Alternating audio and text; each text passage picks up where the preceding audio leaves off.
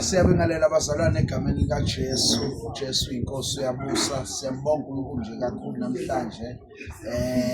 Besisenkonzweni ebinamandla kakhulu. What a preaching. Fundise kakhulu namhlanje ubaba wami ithali yobungcwele. Ngicabanga ukuthi bazawuthola abazalwane amacliphana nje ukuthi uNkulunkulu benzani. Siyambonga nje uNkulunkulu ukuthi cha namhlanje izintaba zakaXimba sinawe eXimba umncinyana banyathela abapostoli bakaJesu bezofundisa nje ibandla likaNkulunkulu namhlanje. Mhlawumbe nje umpostoli khona ngakusho egameni likaJesu. Amen.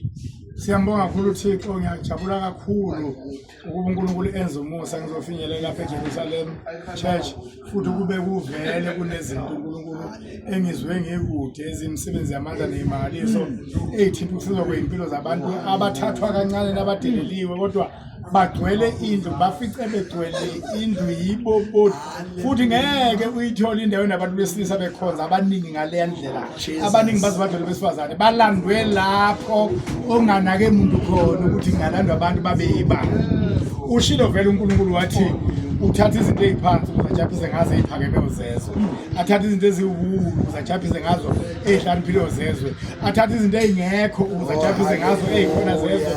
Ngikuficile lokho la kule nkonzo yensali yobungcwele. Umuntu oyizwayo oyile ndaba esikhulumayo einkonzweni ezihlelwa ayilandela akangaphuthelwa ukuba khona ngoba into ebonana ukuthi isidingo sebandla izokugcina emhlabeni wonke.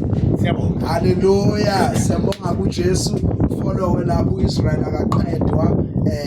Usibonele umpostoli kumathiwa akaqedwa uIsrael. uIsrael ongaqedwa ngempela.